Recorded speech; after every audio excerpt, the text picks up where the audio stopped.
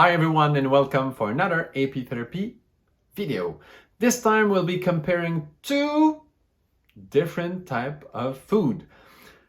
First one, honey, no surprise there. Second one, maple syrup. Maybe you don't know about this, but maple syrup is, let's say, originally from Quebec, and Quebec is pretty much the headquarters of maple syrup in the world. Of course, there's some made in Ontario in Canada as well, and another province of Canada, and also other places in the world. But Quebec is quite specialized in maple syrup, and that is explained.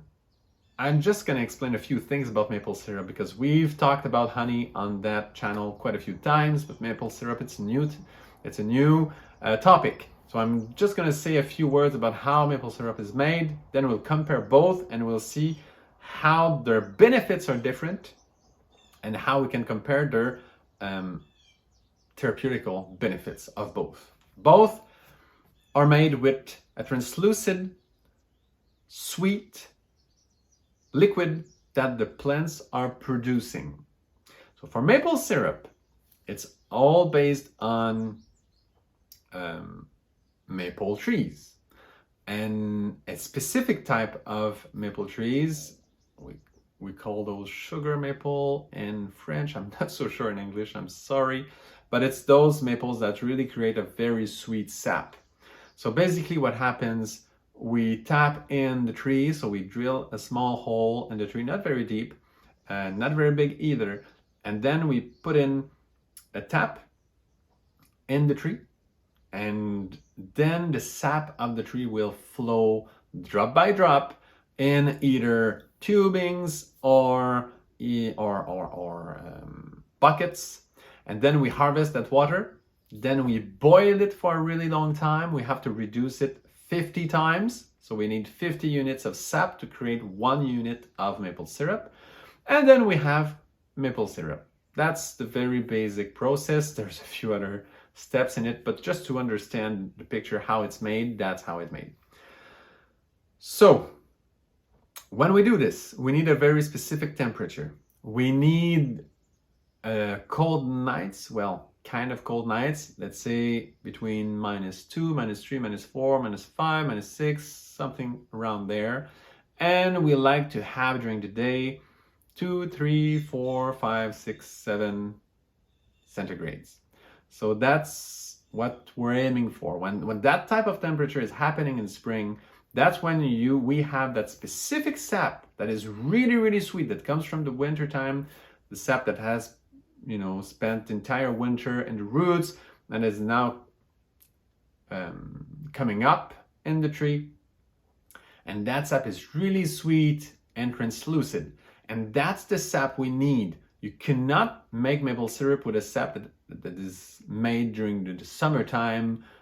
It doesn't work. You really need that specific translucent sap. So that's why maple syrup is usually kind of expensive, because it's produced in small areas worldwide and it's produced in a very short season. And that type of temperature change that I described will happen for about a month in Quebec. That's why it's produced in Quebec and Ontario. You need that kind of spring. You need like freezing nights and kind of warm days, but not too warm. Otherwise, that's it, it's over. So you need that specific range of temperature change happening in order to produce maple syrup. So now you know why it's really made in Quebec and so specific, how maple syrup, how specific that is. Let's compare both products. So as I said, to get that translucent liquid for the maple syrup, we tap in the tree. So we have to drill a hole in the trunk of the tree, and that, it's kind of hurting the tree. Now, we never do it for small trees. We do it for big trees. So they can withstand a small incision, a small scar, let's say, in the tree. And it's fine. Like ecologically, it's not a big deal to do this. The trees will do well. And if it's done in a responsible way, then the trees will be fine. There's no problem with this. Nevertheless, we kind of hurt the tree a little bit. With the bees, with the honey, it's different. The bees go on the flowers, they collect the nectar on the flower of the plants, and they don't destroy anything. Instead, they pollinate the flowers. So instead of hurting the plants, where we find that liquid, translucent liquid, so again, it's sap for the maple syrup and it's nectar from the flowers for honey. Very different, but both are translucent, sweet liquids. So the bees go on the flowers and they pollinate the flowers, so they help the trees and the plants and the bushes and the flowers. They help them instead of hurting them. So it's not a big, it's not a big scar with the maple syrup, but nevertheless, it is a scar. With the bees, it's helping because it's pollinating. We know that pollination will create fruits eventually. A flower that is pollinated will create a fruit and then seeds, so more life. That's the way of the bees. So we see how the bees, for that aspect of how they collect that translucent sweet liquid, the bees do it in a very gentle and peaceful and life-promoting way. And humans with the maple syrup, we do it, hurting the trees. Not a big deal, but still, nevertheless, that's what we do. So that's how we collect that translucent sweet liquid. Now, how do we transform it? So for maple syrup, what we do, we boil it down. So we reduce it 50 times, about 50 times, 40 sometimes. We reduce it about 40 to 50 times to get that maple syrup. And when we do this, of course, all the enzymes, all that subtle stuff in that translucent sweet liquid is destroyed. What is left, some polyphenols are left, the minerals are left. And there's lots of minerals in the sap. So in the maple syrup, you do have lots of good minerals. So that's the good therapeutic side of maple syrup. There's more minerals than in honey, in quantity-wise. There's more volume of minerals in maple syrup. But now, how do bees transform their translucent liquid, which is not sap, rather honey, rather nectar? How do they transform that translucent liquid? Well, they actually absorb the nectar in their mouth and in their stomach. They absorb some of the water, just doing this. Then when they go back in the beehive, they give it back through the mouth to another bee that does the same thing. And every time they do that, they absorb some of the water. And in the meantime, they actually add some enzymes to it.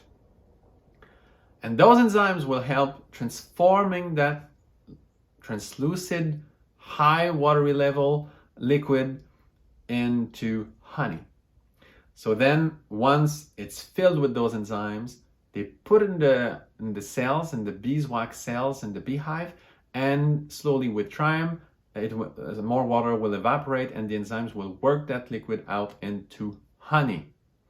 So that's how the bees do it. So instead of boiling it and destroying enzymes and subtle part of that liquid, they actually add enzymes to it. So there's a huge therapeutical value gain just by this way of transforming the nectar. So, and that's it. Then we have the two products. We have honey, we have maple syrup. Both are great. But when you compare how it's made, again, we see that the bees are a real model to follow, to be inspired by when we're talking about how do we make and transform our food. And they're just geniuses of doing this. And we just see two products that are almost the same. A sweet, translucent liquid coming from plants, from both sides, sap for the maple syrup, nectar for the honey, and both of them we have to transform them into a very sweet, not that much liquid anymore, like very thick liquid, let's say. Very thick liquid, maple syrup on one hand and then honey on the other hand. And how we transform that liquid, that translucent sweet liquid, is also amazing how the bees do this. Now, I didn't mention, but I should, when we make maple syrup, actually when we boil it down 40 to 50 times usually, well, there's something nice also happening there. There's some kind of there's a really nice vibration some kind of alchemic vibration, because we see that sap in the spring coming up, and then we boil it with fire, and there's the water and the fire, and those two principles that are there that can be very inspiring. And I'm sure that on very subtle levels, there's something really beautiful that is happening. So I don't want to condemn how humans right now we process things. This is not that bad. That being said, also, on the other hand, when we actually make that fire to boil down that sap, we actually pollute quite a bit, because there's lots of smoke being produced by this fire. And also we need the resource, we need the wood to do it, and we contribute also to global warming, because we use a lot of wood to make fire for a really long time, because there's lots of water to boil down 40 to 50 times. So that's a lot of fire happening there.